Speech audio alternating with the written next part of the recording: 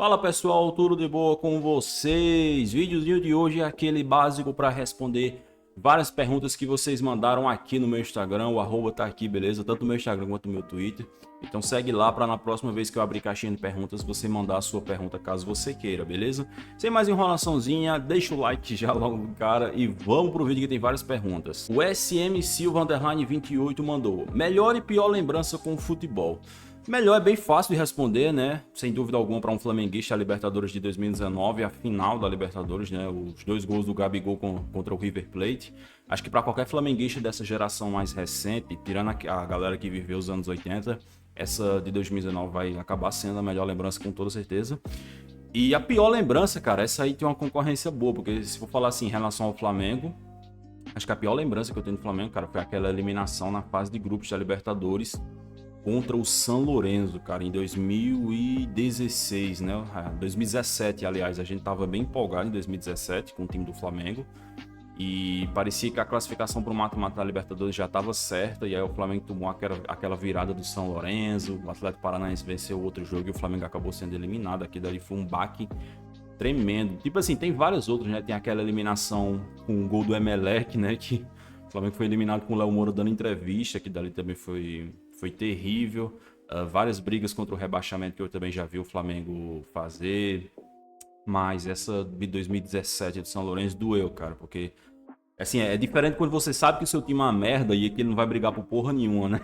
Mas quando você tem uma expectativa boa e aí seu time é eliminado daquela forma ridícula na fase de grupos, é triste. Também teve, naquele mesmo ano, teve a final da Libertadores, da Sul-Americana que o Flamengo perdeu no Maracanã, a final da Copa do Brasil. Foi um ano bem triste para torcedor do Flamengo. E outra também que concorre com torcedores é o 7-1, né, cara? Eu sempre fui torcedor da seleção brasileira e ainda sou, né? E o 7-1 foi uma parada surreal, né? Eu era garoto na época e eu lembro de só ficar assim sem reação na frente da TV, tá ligado? Você olhando e pensando, pô, porque quando você é criança você sempre acha que dá pra virar, né? Seu time sai atrás, você sempre pensa, não, dá pra virar. E acho que até o 3-0 Acho que até o 3-0 onde eu tava pensando, não, dá tempo, tem como.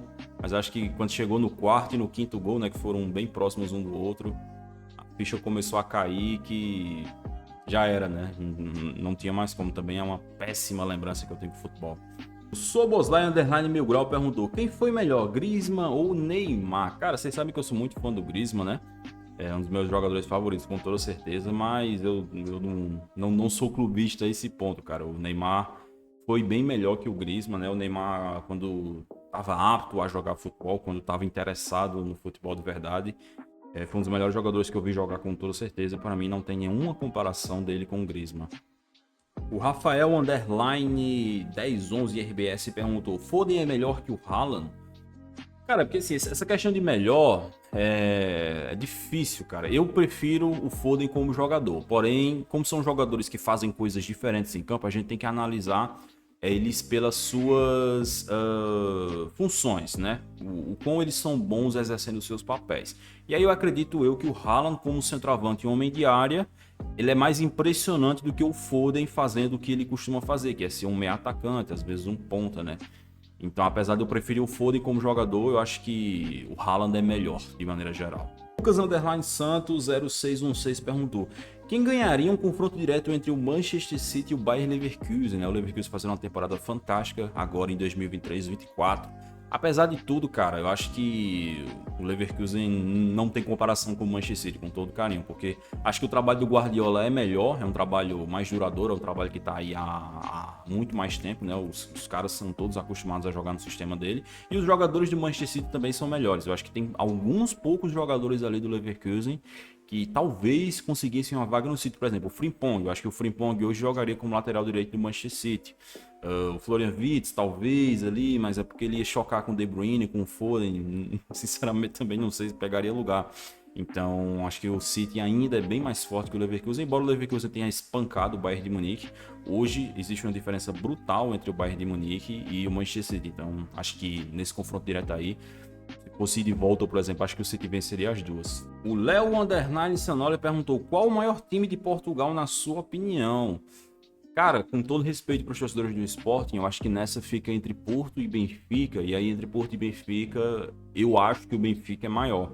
Acho que o Benfica tem uma história europeia riquíssima, né? Poderia ser ainda maior se eles não tivessem perdido tantas finais, mas é um clube que já é campeão da Champions, é um clube que nos anos 60 ali era um dos mais fortes da Europa, tinha o melhor jogador da Europa nos anos 60, que era o Eusébio, que é um dos maiores jogadores da história do futebol. Tem vários times do Benfica bem interessantes aí ao longo da história do futebol europeu, que, como eu disse, poderia ser ainda maior se eles não tivessem perdido tantas finais, tanto finais assim de Europa League quanto finais da Champions, né? O Benfica já perdeu várias, então acho que é um clube que eu considero o maior do Portugal hoje, mas eu não sou tão aprofundado assim no futebol português quanto eu gostaria de ser, então talvez eu esteja errado. Se você discordar da opinião, coloca aqui nos comentários. O SCCP.André perguntou: no auge, quem jogou mais bola? Salah, Gareth Bale ou Son Heung-min? Ai, cara, acho que essa daqui é boa, viu? Com máximo carinho pelo meu mano Son, que é um fofo, acho que ele tá um pouco atrás dos outros dois ali, cara. E aí, assim, apesar do Salah ser um jogador que tem uma regularidade maior do que o Bale, né? Eu acho que o Salah já tá jogando em altíssimo nível há quase 10 anos e é um cara que tá sempre bem fisicamente. Se lesiona pouquíssimo, é bem raro a gente ver o Salah se lesionar. Acho que no auge, a melhor versão, eu ainda fico com o Bale, cara. Acho que o Bale ali entre 2011 até 2016, mais ou menos, cara, o que ele jogou de bola foi uma grandeza, foi uma barbaridade. Pegando tanto assim do Tottenham, né, que ele já era um monstro de jogador no Tottenham, quanto a primeira parte da trajetória dele no Real Madrid. Ele era simplesmente brutal, cara. O Bale, ele era um jogador super rápido, era um cara muito inteligente, se movimentava muito bem em campo. Ele não era tanto o cara do drible exatamente, mas ele tinha aquela questão de botar a bola na frente, ninguém conseguia pegar. E também tinha uma finalização absurda, cara, tanto de média distância quanto de longa distância. O Bale tinha um canhão naquela perna esquerda dele, fazia vários golaços. Então acho que se for para pegar assim a melhor versão da melhor versão, eu escolheria o Bale. Embora, talvez assim, se eu fosse um dirigente de clube para contratar o jogador, talvez eu contratasse o Salah, porque seria um cara mais confiável. Mas eu acho que o Bale era mais talentoso do que o Salah. Mas não era muita coisa não, acho que o nível dos dois é um pouco parecido. De Marcelo Underline 11 perguntou: o que tem a dizer sobre superstições futebolísticas? Cara, acho que todo mundo tem suas superstições, né? Por exemplo, às vezes toda vez que você usa uma certa camisa, o seu time perde. Então você começa a pensar, pô, não vou mais usar essa camisa, né? É uma parada que não faz muito sentido, né? Mas todo mundo se apega a esse tipo de coisa. Às vezes não só relacionado ao esporte, mas também à vida de maneira geral. Acho que faz parte, né? Cada um tem a sua. Eu só não acho que você pode envolver muito as outras pessoas nisso, né? Que nem muita gente faz no Twitter, às vezes, né? Ah, você tweetou tal coisa, aí o meu time foi lá e tomou o gol. Aí, tipo assim, você às vezes entrar na zoeira, beleza, mas tem muita gente que entra nessa de verdade, cara. Você sabe que eu cuido das redes sociais de Eurofute e a gente já foi muito xingado por gente completamente biruta das ideias, porque a gente faz um tweet elogiando, por exemplo, faz um tweet elogiando a atuação do time. Aí 5 minutos depois o time vai lá e toma um gol. Aí o cara fica em possesso, vai lá, xinga, não sei o que. Meu Deus, quem mandou você twittar? Fica tweetando durante o jogo. Tipo, mano, é sério que você realmente tem concebido na sua cabeça que um tweet feito por uma conta vai influenciar no resultado de uma partida que tá acontecendo lá na Inglaterra, lá na Espanha? Pelo amor de Deus, é um tipo de pensamento patético, cara. Como eu disse, assim, você pensar nisso de maneira na zoeira, zicou, beleza, a zoeirinha faz parte, mas quando você começa a levar isso a sério e começa a xingar as pessoas nas redes sociais por causa disso, você tá começando a ficar com um probleminha mental, viu? O Vinícius Bivar perguntou: pretende falar do futebol sul-americano no canal? Cara, talvez esporadicamente eu acabe falando aqui alguma coisa de futebol sul-americano, mas não vai ser normal não, porque eu trabalho com futebol europeu, acompanho muito mais o futebol europeu do que o futebol sul-americano.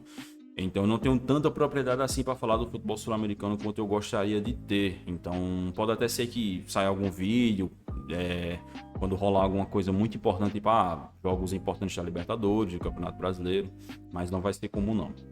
O Samuel Underline Rezende 99 perguntou: quem atualmente é o pior jogador do Manchester City? Cara, é uma pergunta difícilzinho de fazer, né? Porque assim, tem alguns jogadores ali da base, né, que às vezes estão ali para compor o elenco, que seriam escolhas fáceis.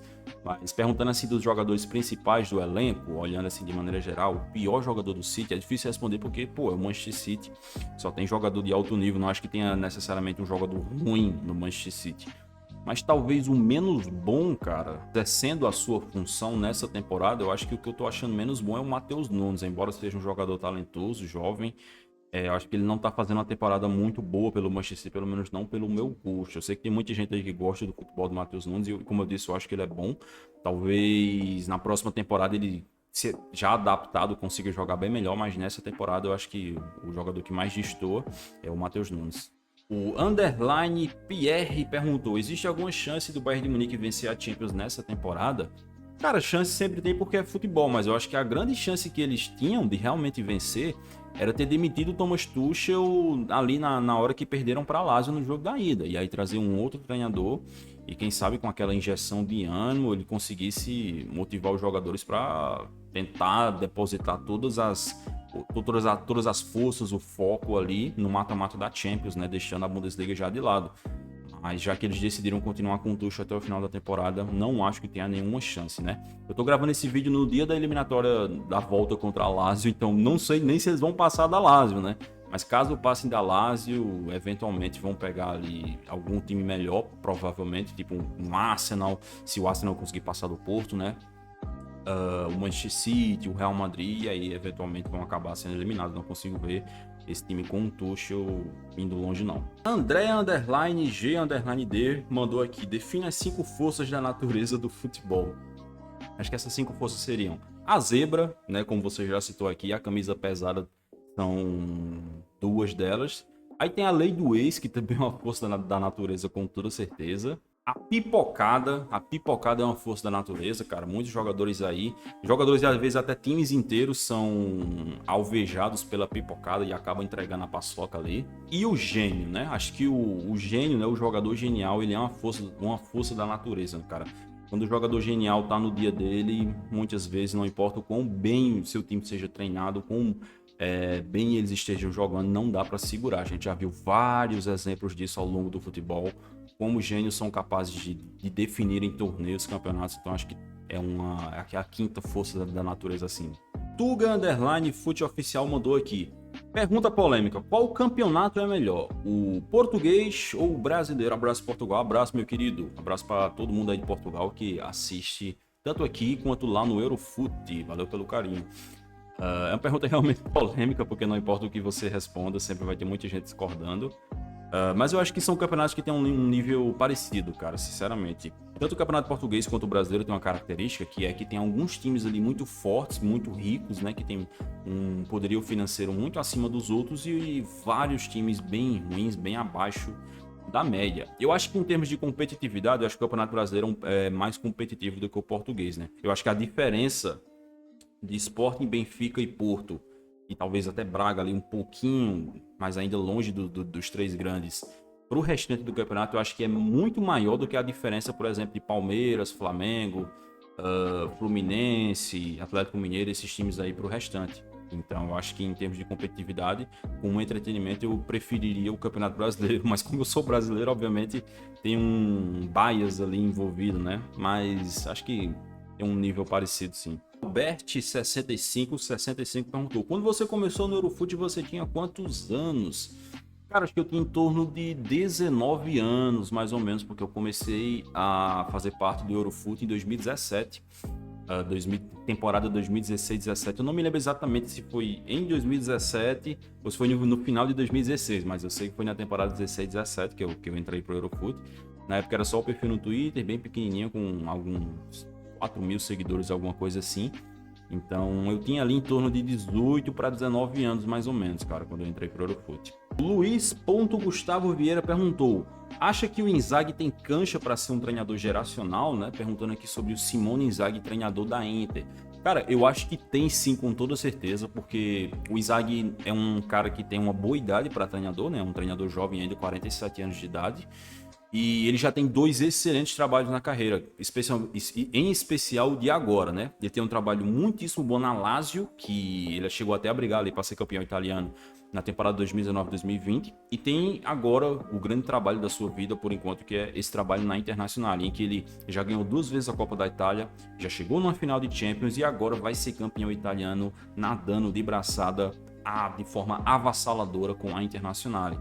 Então, levando em conta que ele é um treinador jovem, levando em conta que ele já tem 2 bons trabalhos na carreira, um deles que eventualmente vai acabar sendo um trabalho histórico, que é esse trabalho na Inter, com toda certeza ele tem assim um futuro muito promissor para se tornar um treinador geracional, um dos grandes treinadores de futebol mundial aí durante um bom tempo, né? Eu não sei quanto tempo ele vai ficar na Inter, espero que fique um bom tempo, espero que o Inzaghi não saia da Inter para treinar, sei lá, um clube da Premier League ou da Espanha, porque eu gosto de ver o futebol italiano forte, eu gosto de ver a Inter voltando a ser forte, como ela voltou a ser aí nos últimos 4, 5 anos, então espero que ele continue lá e que ele escreva uma história ainda mais fantástica. Quem sabe nessa temporada, né, ele não volte à final da Champions e até vença, né? Que já vai vencer o campeonato italiano, então já seria uma das grandes temporadas da história da Inter. Para finalizar aqui, meus queridos, o Silva.p João perguntou: com tanto de jogador novo e bom que o Real Madrid está contratando, vai ficar imbatível nos próximos anos? Cara, se você for parar para olhar o time que o Real Madrid vai ter nos próximos anos, é para ser imbatível, né? Porque com certeza vai ser o melhor time do mundo, assim, com até um gapzinho ali de diferença para os outros, né? Junto com a chegada do Kylian Mbappé, Alphonso Davies e talvez mais alguém ali que o Florentino Pérez traga. Agora, se vai ser imbatível ou não, depende de muitas coisas, né, cara? Eu confio no Ancelotti para fazer um grande trabalho no Real Madrid. Porém, nem sempre, quando você junta os melhores jogadores do mundo, acaba dando o melhor time do mundo, né? A gente já viu isso acontecer, inclusive, no próprio Real Madrid, ali com os Galácticos. Vimos acontecer no Barcelona, né? Eles tiveram um trio MSN durante 3 anos ali e só ganharam uma Champions, né? Sendo que o trio MSN era disparado o melhor ataque do mundo, na minha opinião. Então, às vezes não basta ter os melhores jogadores do mundo, né? Pode ser que o Real Madrid, com esse time absurdo, chegue no mata-mata da Champions da temporada que vem e seja eliminado pelo Bayer Leverkusen, seja eliminado pelo, sei lá, pelo Tottenham. Então, o futebol é uma loucura, cara. O futebol é uma loucura. Não dá pra você garantir que por ter os melhores jogadores, o Real Madrid vai ter o melhor time. Mas eu acho, cara, que levando em conta que é o Real Madrid, levando em conta que ele já tem uma base muito sólida desse trabalho com o Ancelotti, e aí vai ter a adição do Kylian Mbappé e do Alphonso Davies, eu acho que tem tudo para dar certo, não vejo motivo para não dar. E aí a gente vai ter que esperar para ver. Então é isso, meus queridos. Muitíssimo obrigado pela sua atenção nesse vídeo. Espero que vocês tenham curtido aí as respostas. Não dá para responder todas porque são muitas perguntas, mas fica atento lá no meu Instagram que na próxima vez que eu abrir a caixinha você manda e com toda certeza eu vou estar de olho, vou tentar responder perguntas diferentes e de pessoas diferentes em relação às que eu respondi neste vídeo e nos últimos, beleza? Um abraço, deixa o likezinho, não se esqueça e nos vemos no próximo vídeo. Valeu!